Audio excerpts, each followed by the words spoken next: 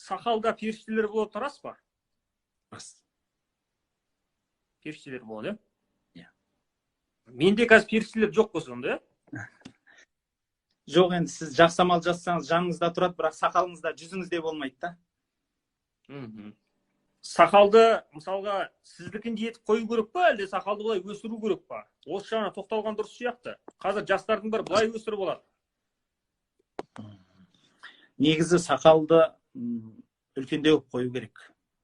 Өйткені пайғамбарымыздан келген сөз де бар, бабаларымыздың суреттерінде көрсеңіз, бір тұтамнан асу керек дейді. Бір тұтам деген 4 елі. Жаңағыдай содан асқанын қырқылады, бір тұтамнан асқаны қырқылады да, содан қысқасы. Біздің сақалдар заманауи сақалдар, енді өзіміз үлкен орындарда көпшілікпен араласқасын, біздің түрімізді көп адамдар қашып кетпес үшін деп осылай заманауи қойғанымыз, негізі бір тұтам қоюымыз керек сақалды. Негізі сонда сақал қоюдың 2 түрі бар, біреуі заманауи, екіншісі бабалар жолымен қоя. Иә. Енді қараңыз, бағанағы Арман аға, енді білу сұрау парызым, сіз айыпқа бұйырмаңыз, көпшілікте айыпқа бұйырмасын. Біздің бабаларымыз сақалды 50 жастан кейін қойған. 50-ге дейін қойған мен бабаларымды көрмеппін. Неге? Себебі ел ағасы болғаннан кейін елге сөзін өткізіп, қария болдым деген ниетпен. Енді білесіз ба, мен сол жерде бір кішкентай талас айтқым кеп тұрғаны, тіпті орыстарда да Бальзаковский возраст деген бар. Француздың Анре де Бальзак деген жазушысы, мысалы, өзінің жаңағы үлкен жастағы әйелдер деп айтатын, 30-дан асқан әйелдерді үлкен жастағы дейтін. Біздің қазақта да 3 бала тапқан әйелге кимешек кигізетін, ана деп. Қазақта 1 балалы болған адамға ата сақал аузыңа бітті дейтін. Ата сақал деген сөз ол даладан қалмады. Сол үшін жаңағыдай ер азамат өзі шаңырақ құрғаннан кейін жеке шаңырағын құрып, өзі басым жеке болдым дегеннен кейін мен ата болдым дегесін, ол сақал қоюдың ешқандай әбестігі жоқ деп ойлаймын. Өйткені қазақта ердің көркі сақал деген, ер деген.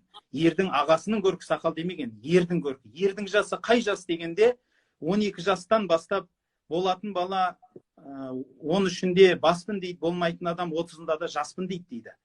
Шариғатымызда ер азамат деп 12 жастан 60-ға дейінгі кезді айтады екен.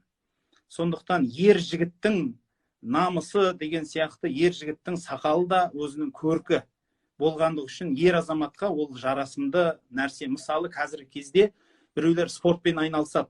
Соңғы кездерде ММА деген біздің Қазақстанда да өте мода болып жатқан спорттың бір түрі. Сондағы жігіттерде сақал қояды.